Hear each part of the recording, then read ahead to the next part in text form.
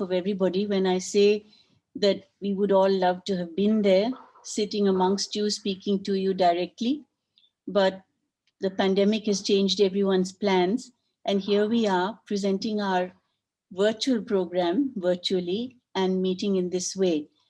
I suppose it's next best, and we'll try and make it the best experience for you. Our Crafted in India project is partnered by Google Arts and Culture and my organization, the Dastakari Heart Samiti, which is a national association of craftspeople. We've been working for 35 years and have connected very intimately and very organically with over 100 villages in India who produce crafts. That could be textile, traditional art, and crafts itself.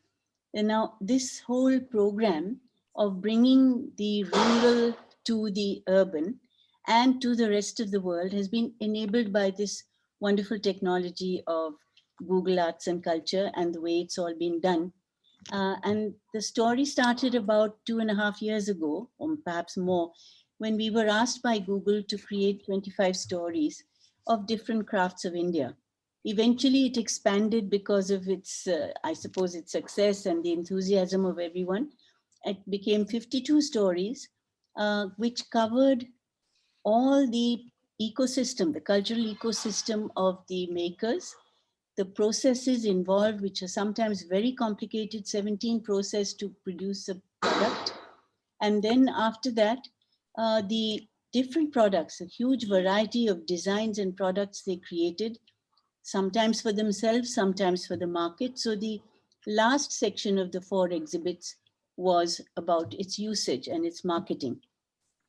This project involved creating 11,000 beautiful photographs, and we sent out teams to each and every one of these 52 places where our craftspeople opened their homes and their hearts and were happy to involve everyone in filming and writing about the processes.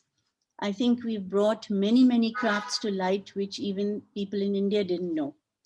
So now what we did actually was to divide our choices according to different definitions of success. And that we'll show here, the different kinds of success. One success that we notched up was when you pursue excellence, when you do the very best you can, when you keep innovating, researching, and improving what you do and improving your mind and your hand and your skill, then that leads automatically to financial success. So I'm presenting here Bajju Sham. Padma Shri before his name means that he has a national award. He's a national awardee, recognition of, you could call him a treasure of India. And here, this is a big honor beyond being a national craftsperson awardee. He creates beautiful illustrations for storybooks. He's done a story of how he visited England and how he saw it from a tribal person's eyes. He works in his home simply on his roof. These are the kind of very innovative creations he does on the bottom left, which actually is exactly the signature style of his art, but the presentation is from his imagination. And this is the kind of traditional art that his community does outside of their homes, and here depicted in a building. So that's financial success. He has achieved a lot. He goes to Australia and all over the world to decorate people's homes, restaurants, hotel lobbies, and he's doing very well. The next one defines success as when you feel the urge to innovate. Marketing sometimes fails when the culture, lifestyle changes, when people's demands change. But if you can bring yourself out into the market, you're encouraged to innovate. This story depicts the copper maker community in Maharashtra, where they have traditionally lived in a beautiful section of the city, and they have their own library, they have their own community meetings. They used to originally make what you see down below on the left, which is tiffin carriers. That's where if you go to work, you carry your lunch in different sections of what you've served up. And then from that comes the techniques that we've shown of how they beat the copper, how you have to heat it, smelt it, and how they actually work in very simple conditions to do the most beautiful, innovative new designs. So the modern designs are on the right. This is how they beat the copper. And then at the bottom are these lovely contemporary lamps. So they have received many awards for their innovation. So there I would define that as success.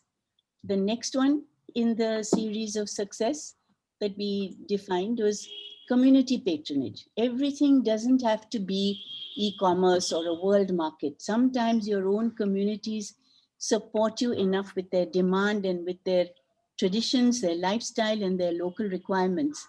Now, the Kerala bell metal crafts is one such, which is a very old craft coming down generations, and the metal workers have always had a high status in society. They first make the mold. On the top left, you see the original mold which they create, and after which they pour the metal into the container of the mold. And you'll see the process of smelting. The whole family works at this.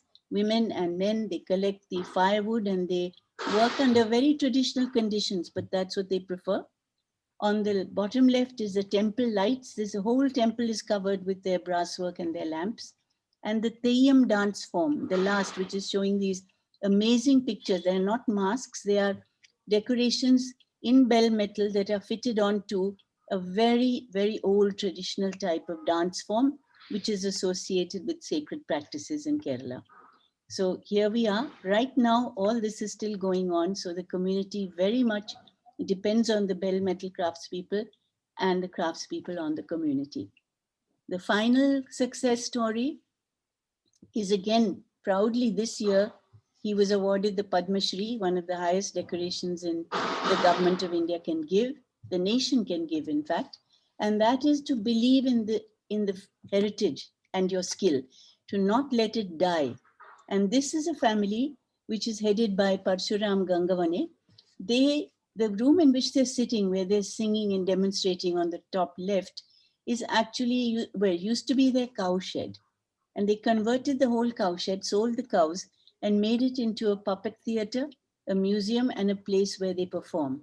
It's a beautiful, I think, concept of giving up their traditional practices, putting their own money in to create a beautiful display area where their crafts can continue to live. They do two things. They sing, sing stories for which they do illustrations. And one will hold up the story, the other will play the music, the third will sing or recite. And that kind of art today has even come onto the walls of the town in which they live, where their whole art is shown as a sort of wall mural. So this again is purely the faith in their own heritage that has kept the craft alive. He has been recognized for it, and he has his own website. They have t-shirts, they have gift cards and all kinds of other things, but the village still loves their performances in the evenings. So that's the 4 sections of success. I think we were very sure we didn't want success only to mean money. But the interesting thing that has happened out of all these kind of stories is that our Crafted in India has been adopted by the Tourism Ministry, and they have shown it in the Incredible India program under a beautiful slogan, travel in India, visit the craft and bring one back with you. So it's marketing, it's travel, it's admiring the skill, and it's discovering the culture of India. All this beautiful material which we've gathered because the makers are so creative and beautiful and skilled has all been converted by Google onto a small app crafted in India. And it's amazing the kind of technology excites young people. And on a click of a button, you can see everything that we've photographed in yellow, or you can click on something to decide where you want to shop. And the technology, which is very modern, and the skills which are ancient, have here combined to show the world what India can do. And I'm really proud to be associated with it. Jyoti Negi, whom I'm introducing to speak next, has been the person who's made the 5 beautiful hero videos, films of this certain sections of this project. So on to Jyoti. Thank you, Jayaji. Good evening, everyone. I'm Jyoti. I make films at Studio Gola. We're a creative agency based out of Bombay. We were involved in the Crafted in India project at its concept stage and created 5 cinematic shorts for the project. I am just going to share my presentation now.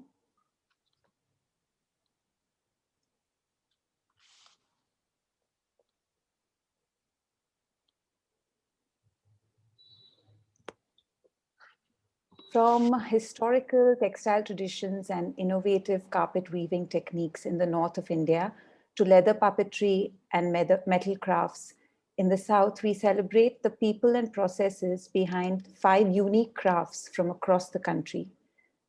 Today, for all of you, I've chosen a short clip from Sozni, which is one of the films we made. Sozni is an age-old craft of thread work from Kashmir.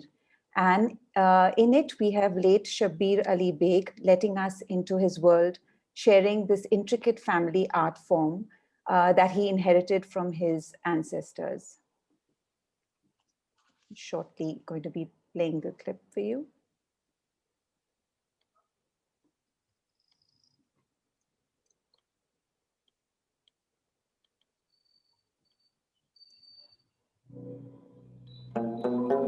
हम जब कारखाने में घुसते हैं, हमारा मन, हमारा दिल, हमारा दिमाग तैयार होता है इसके लिए कि हम अब इबादतगाह में घुसे।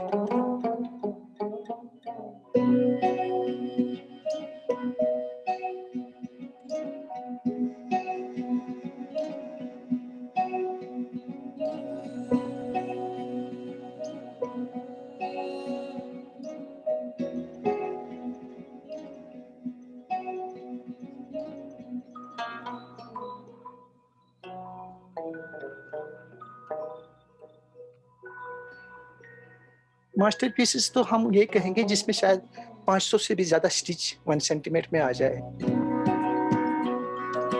जितने ऊपर से लॉक ज्यादा होगा उतना ही उस काम का एज ज्यादा होता है। मतलब 100 साल 200 साल के बाद ये खराब होगा नहीं, उसका कोई एंड ही नहीं है।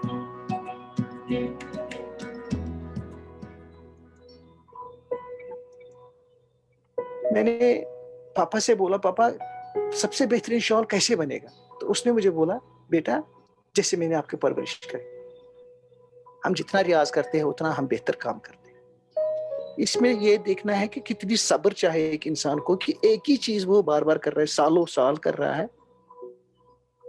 हमारी नई जनरेशन है, मैं उनको ये बताता हूँ कि इस आर्ट को आप मोहब्बत करो, लव करो, सीखो, मोहब्बत रखो तो वो शॉल आपको निराशा नहीं करेगा।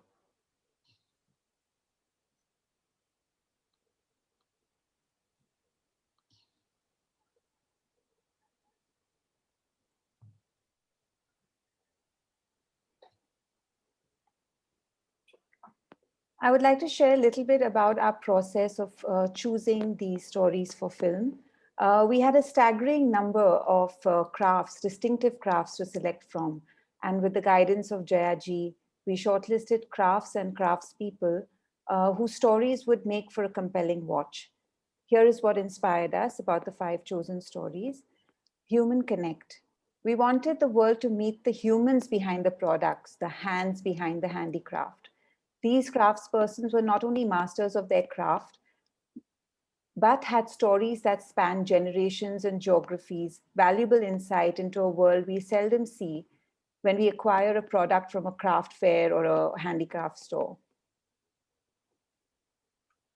Shabir Bhai was a storyteller in his own right. He spoke with passion about his craft and had a deep connection to it. This is something that only comes with years of immersion into one's work, and he had a natural poetic flair. It made listening to him and learning from him a joy. From the octogenarian master of leather puppetry in Andhra Pradesh to the younger kilim entrepreneur from the northern state of Uttar Pradesh, our crafts heroes were also master storytellers with vast reservoirs of knowledge, skill, and experience. We wanted to bring these authentic voices to the forefront and give them an international platform to be seen and heard. For an engaging cinematic experience, we focused on art forms that were uniquely visual and had elaborate processes of creation.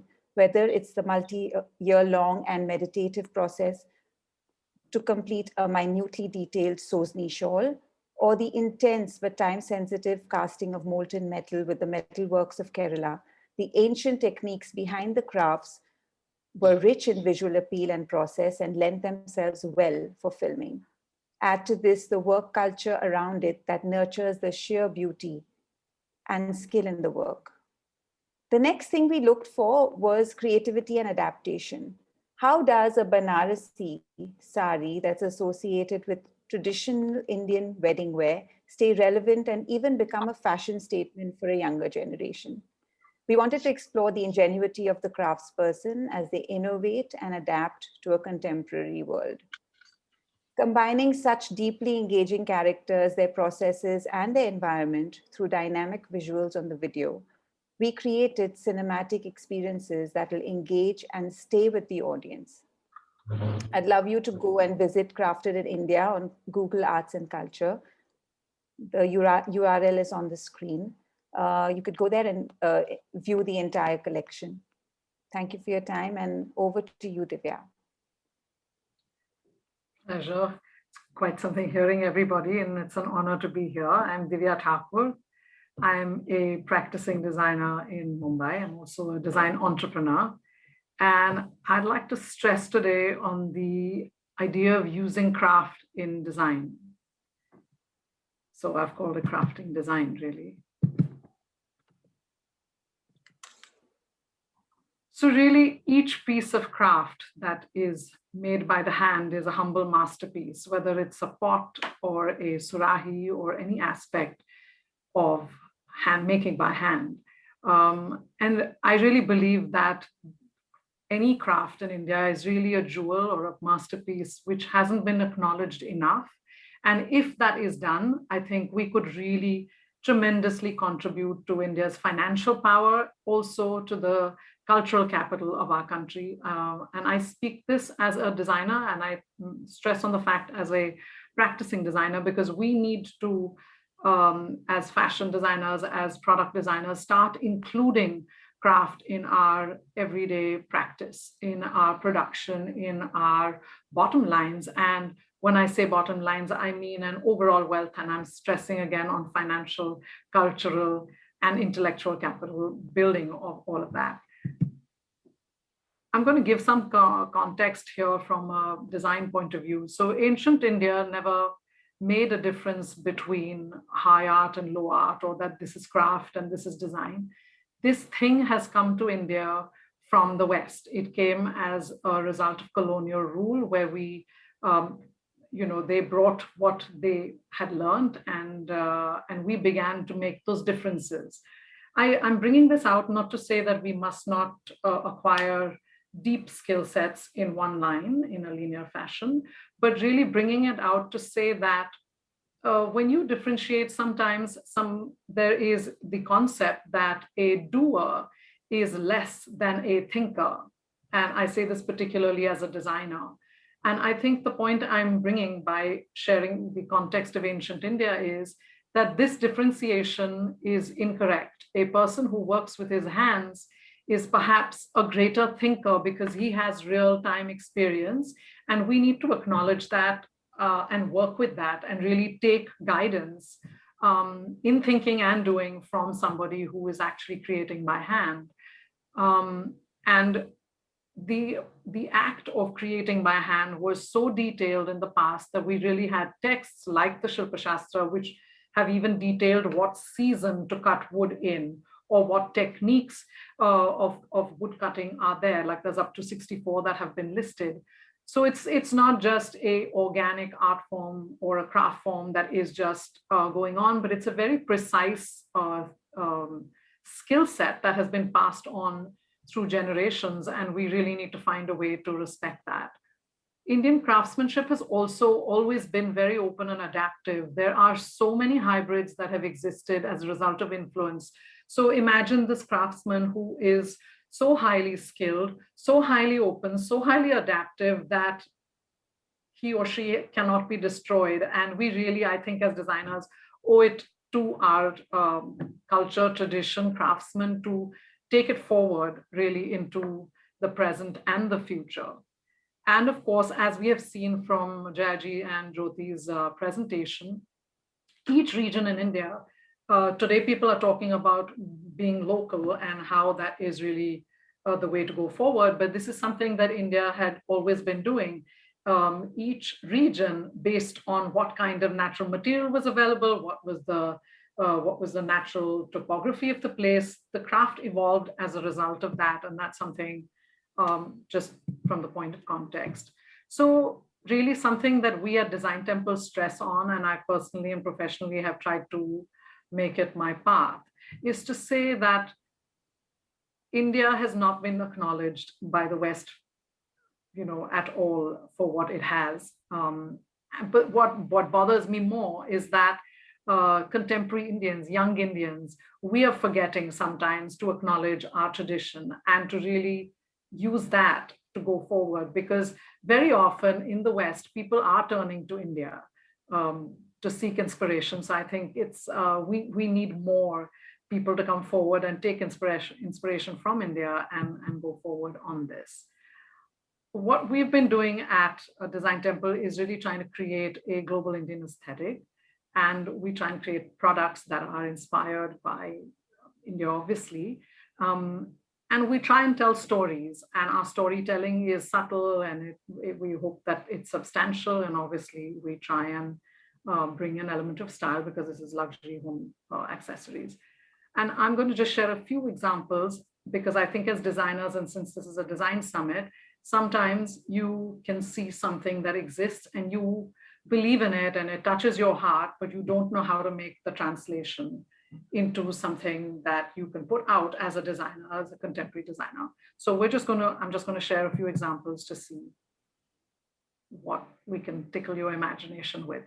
So this is the Shunya vase. Shunya means zero. This is something that has come about from India, the word zero, Shunya. So we took a block of stone. This is just a big block, and we've put it on a traditional stone lathe. That's how it's been made. It's been spun. And then we were very keen to find some innovation that we could do with the vase. And I was one day just sitting and I saw the stems and I said, it's breathing. And this was being created at this time during COVID. And I just feel like the idea of nothingness, but that is everything. And that's really what these vases are inspired by. So you can see that we're trying to take the concept from India. It's like a more spiritual idea, but it's also using craftsmanship. And in fact, there was an interesting point where one of the samples that came to us had been cut on the lathe, and it had lines on it, and they were going to finish it up. And I was like, hold on a second, this is just beautiful as it is. So the white vases continue to have the sort of natural process of making it. So we just left that right there. We're surrendering. And also, of course, since it's natural stone, we've used Jaisalmer, local white marble, black Beslana. All of these are natural stones that are available locally, and gone with what was available. And each vase is its own thing, because it's not mass produced, obviously. Here you can see it, the two styles, and those are the three stones that we've done them in. This is one of my favorite projects that we did with the master craftsman Harkishan ji out of Delhi, close to Delhi. And it was called Urban Nostalgia. It started out as a collaboration with Droog, which is a Dutch company. And I was talking to them about the idea of how another quality I believe that Indians have is that the glass is always half full. I think we're optimistic people, and I like that aspect about us. And so I wanted to use that dual lacquer creation. So this is something, and how we started, we created some of it is done on the mold and then cast in terracotta and with a glaze and a double glaze that he had to do. That's Harkishan ji on the extreme left. And you can see on the extreme right, the idea of a half plate and a quarter plate, literally as we say it is as we did it. And on the top was a surahi. This was a beautiful collection, something that I'm very, very fond of, and fired at very, very high degree temperature, where people have been still call for it, and they've been putting it into microwaves and dishwashers, and it's been absolutely fine, which has been quite interesting. The challenge as a designer producing a craft object was just the logistics were difficult, and we needed to work around that. And that's something. We have to give it the last 5 minutes to Ruchika now. So sorry. Yes, absolutely. Absolutely. Ruchika, go for it. Sorry. No, not at all. Hi. Thank you, Divya. It was so lovely to hear what you were talking about, craft and design. Thank you, Jayaji and Jyoti. I'd like to share my screen now very quickly. It says you cannot share screen while the other participant is sharing. I think, Divya, you need to stop screen share for me to be able to share screen. There you are. Okay, cool. So I'm just gonna share screen right now. Just a minute. Sorry, it seems like it's not allowing me still to share screen. Just 1 minute.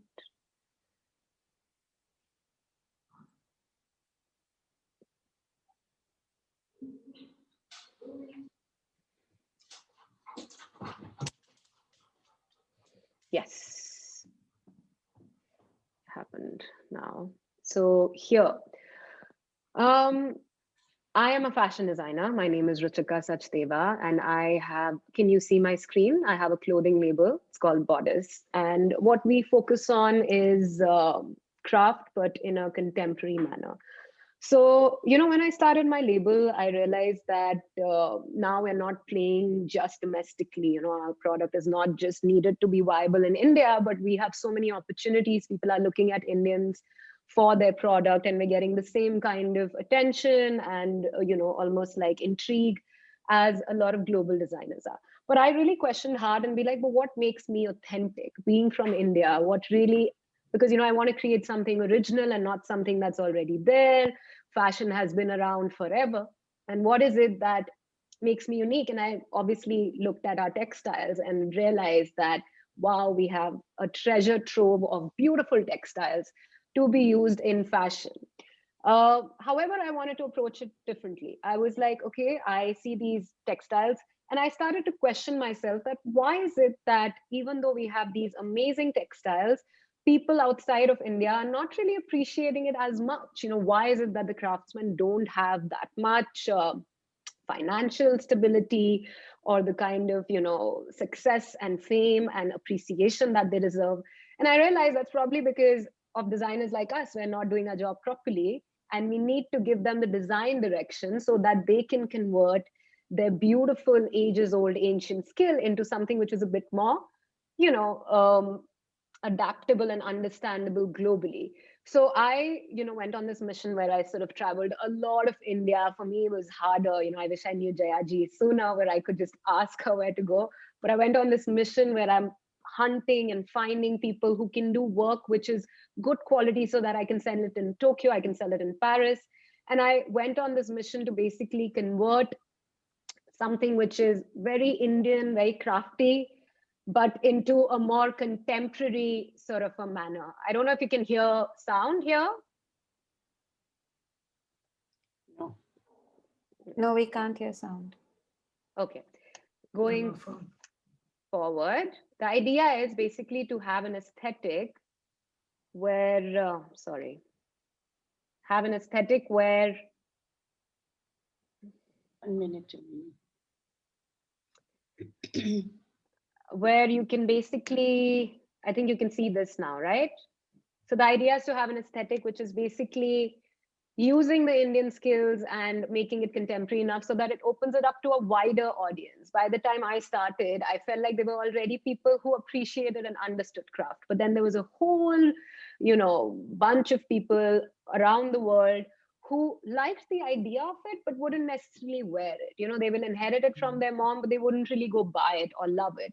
So I personally, with my design practice, try to use this amazing treasure trove of craft, say it, be it dye, be it handloom, be it embroidery, and try and interpret it in a manner where it can be understood by a wider audience so that these craft people, they can, sort of have an audience. I sell my clothes now in Tokyo a lot, in West, in America, and I feel like these people love it. They just need a translator almost, and I feel like I'm that translator between the crafts person and the West, who understands the language of both. Well, I would say I'm still trying to learn the language of the crafts people, because it's generations old and I wouldn't be doing justice.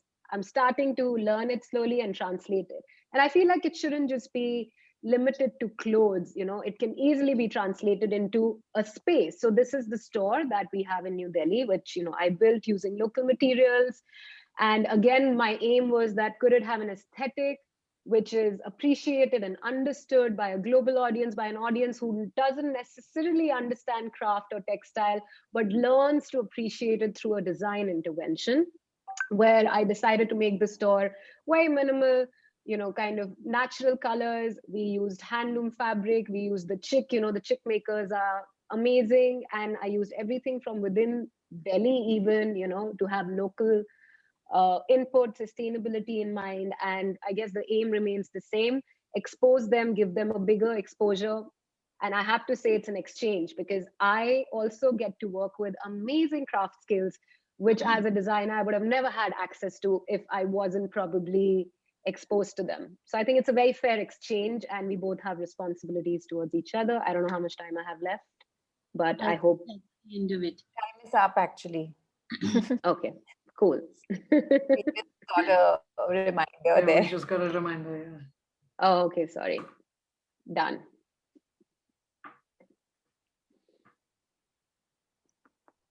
Jayaji, why don't you wrap up on our behalf? Okay, if I have just half a second, I will. I hope we've been able to present India through many prisms. Everything is possible. I think all of us feel that, and all of us in our different age groups and generations have been inspired by the craftspeople. And in turn, if we can use their skills to inspire the world and see how much India has to offer, I think that's one of the things that would make us all proud. And again, I think on behalf of all of us, I thank the summit for inviting us and giving us this opportunity to present our wonderful country to everyone. Thank you. Thank you. Thank you. Thank you. Thank everyone. you. Thank you for having us. Thank you.